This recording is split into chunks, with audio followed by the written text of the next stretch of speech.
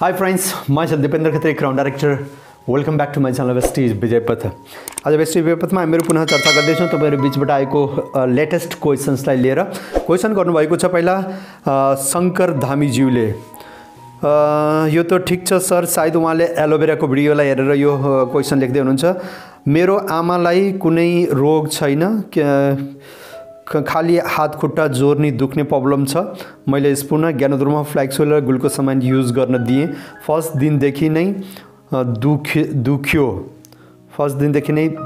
दुख्यो किन होला उहाँले भनेर सोध्नु भएको छ।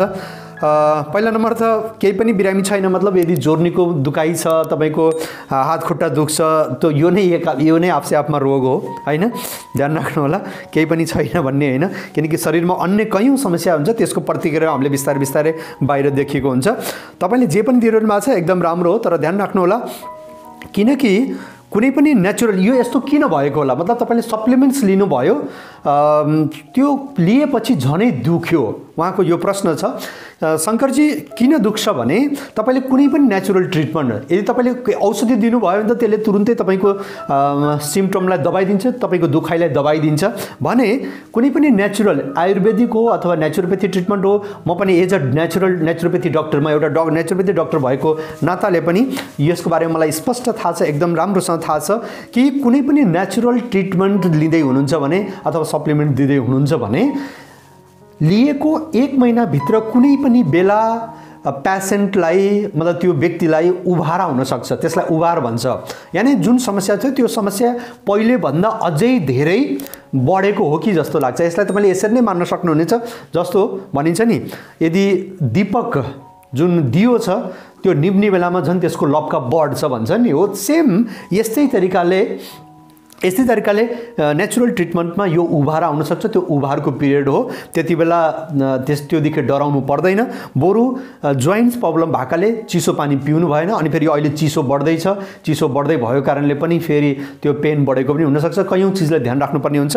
जोइन्ट पेन भएकाले स्पेशल चिसो पानी नपिउनु, गरम पानी पिउनु, अनि त्यसपछि पानी अलि धेरै पिउनु, डराउनु पर्दैन। एकपटक यस्तो कुनै पनि सबैलाई आउँछ भन्ने छैन, तर कसैलाई कि नेचुरल ट्रिटमेन्टमा उभार आउन सक्छ, बीचमा एकपटक त्यो समस्या अझै बढेको जस्तो महसुस हुन सक्छ, तपाईले ध्यान राख्नु होला। भने अर्को एउटा क्वेशन छ, सर मेरो 1 महिना भयो भाउचर देखिदैन एप्समा। 1 महिना त भयो, तर ध्यान राख्नु होला तपाईको जुन महिनामा बिजनेस भएको छ, बिजनेस फाइनल भएको छ, यो महिनामा यदि बिजनेस भएको छ भने अर्को महिनाको 12 तारिक पछि बल्ल तपाईको भाउचर आउँछ। त्यति बेलासम्म तपाईले प्रतीक्षा गर्नुपर्ने हुन्छ। अब प्रोडक्ट भाउचर हो कि बोनस भाउचर हो, प्रोडक्ट भाउचरको लागि फास्टेज तथा तपाईको कन्सिस्टेन्सी छ भने प्रोडक्ट भाउचर आउँछ, होइन भने तपाईले साइडमा जुन राइट साइडमा जुन बोनस भाउचर छ त्यसमा क्लिक गर्नुभयो भने 12 तारिक पछि बल्ल यो तपाईले देख्न सक्नुहुनेछ। भने अर्को क्वेशन छ, सर मैले पनि वेस्टिज जोइन गरेको थिएँ, बट जसले मलाई जोइन गर्यो उसले नै वेस्टिज छोडेछ। अब रिएक्टिभेट गर्नलाई के गराउनुपर्छ? अब रिएक्टिभेट उसलाई गर्ने हैन, तपाई आफूलाई एक्टिभ गर्ने। यदि तपाईले आफ्नो आइडीमा सामान पर्चेस गर्नु भएको थियो भने तपाईको आइडी त्यतिकै हुन्छ हैन। बाँकी अझै डिटेल्समा तपाईले जान्न चाहनुभयो भने मैले व्हाट्सएप नम्बर दिएको छु, त्यसमा तपाईले कल गर्न सक्नुहुनेछ। बाँकी आइडी तपाईको कहीँ जाँदैन, तपाई आफ्नो काम गर्न सक्नुहुनेछ। डिटेल्सको लागि तपाईले कल गर्नु होला। भने अर्को क्वेशन छ, सर यो सबै सायद उहाँले एउटा युरिक एसिड्स कमजोरी आदि भएको त्यो भिडियो क्वेशन आन्सरलाई हेरेर उहाँले जवाब दिनुभएको होला। यो जति पनि मैले यो प्लेटफर्ममा जति पनि औषधि अथवा सप्लिमेन्ट्सको नाम लिन्छु त्यो सबै हेल्दी लिभिङ नेपालकै हो, त्यहाँबाट तपाईले आरामले पाउन सक्नुहुनेछ। यो क्वेशन गर्नुभएको थियो तेजेन्द्र पराजुले ज्यूले। भने अर्को क्वेशन गर्नुभएको छ तारा थापाज्यूले, भर्खर नै यो क्वेशन गर्नुभएको छ। नमस्कार सर, मेरो साथीलाई अनलाइन जोइन गरेको, उसको इमेलमा केही देखिएन, उसको पासवर्ड थियो पासवर्ड थाहा पाउन के गर्नुपर्छ? जसको पनि इमेलमा गएन त, किनकि इमेल तपाईले गल्ती हाल्नु भयो भने पनि इमेलमा जाँदैन हैन, त्यही कारणले इमेल एकदम सही तरिकाले हाल्नु होला, जसले पनि जोइनिङ गर्दाखेरि हाल्नुहुन्छ हैन।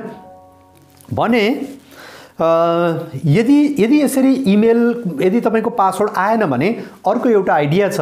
तपाईले मोबाइल नम्बर त हाल्नु भएको होला, जुन मोबाइल नम्बर त्यसमा हाल्नु भएको थियो त्यो मोबाइलबाट तपाईले एउटा एसएमएस गर्न सक्नुहुनेछ। त्यो एसएमएस गर्नुभयो भने तपाईको यो पासवर्ड आउँछ। त्यसको लागि तपाईले आई बटनमा क्लिक गरेर त्यो भिडियोलाई हेर्न सक्नुहुनेछ। यसको आधारमा तपाईले यसरी नै यो भिडियोमा भने अनुसार तपाईले एसएमएस गर्नुभयो भने तपाईको पासवर्ड कृपया पाउनु हुनेछ। भने अर्को क्वेसन गर्नुभएको छ अर्जुन उपरकोटी ज्यूले, सर झापाको बिर्ता मोडमा कहाँनिर छ वेस्टिजको ब्रान्च? अब यो झापाको मात्र होइन, मैले आजको डेटसम्म जति पनि सेन्टरहरू छ त्यसको बारेमा मैले एउटा भिडियो बनाएको छु। तपाईले आई बटनमा क्लिक गरेर यो भिडियोको डिटेल्स हेर्न सक्नुहुनेछ। पुरा नेपालभरि हेड अफिसदेखि लिएर पुरा नेपालभरिको जहाँ पनि हाम्रो ब्रान्च छ त्यसको बारेमा मैले डिटेल्समा मोबाइल नम्बर सहित दिएको छु। त्यसमा तपाईले फोन गरेर जान सक्नुहुन्छ। अनि अर्को एउटा क्वेसन छ जितेन्द्र ध्रुव, सायद मैले यो उत्तर दिइसकेँ अथवा दिएको छैन भने पनि मैले दुबारा दिँदैछु। सर गल्तीले डेट अफ बर्थ गल्ती भयो त कसरी सही गर्ने? एक नम्बर त यदि तपाईको अहिले गल्ती भएको छ भने त्यति टेन्सन लिनु पर्दैन, तपाईँ आफ्नो काम गर्नु। अहिले डेट अफ बर्थ गल्ती भएको कारणले तपाईँलाई त्यस्तो बिजनेसमा त्यति केही फरक पर्दैन।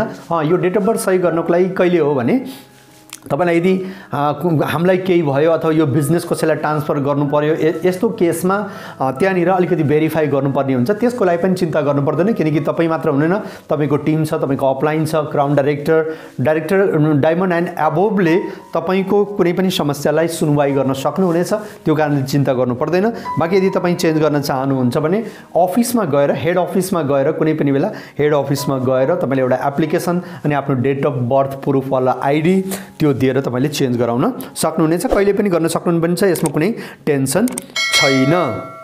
त साथीहरू आजको यो जुन इम्पोर्टेन्स क्वेसन्सहरू म यति नै लिन्छु। पुनः वेस्टिज जयपथलाई तपाईले सब्स्क्राइब गर्नुभएको छैन भने सब्स्क्राइब गर्नुहोला, साइडमा रहेको बेल आइकनमा दबाएर अलमा गएर क्लिक गर्नुहोला, भिडियोलाई पुरा हेर्नुभयो, लाइक गर्नुहोला अनि आफ्नो साथीहरूको बिचमा यसलाई सेयर गर्नुहोला। Thank you very much. Thank you. Wish you wealth.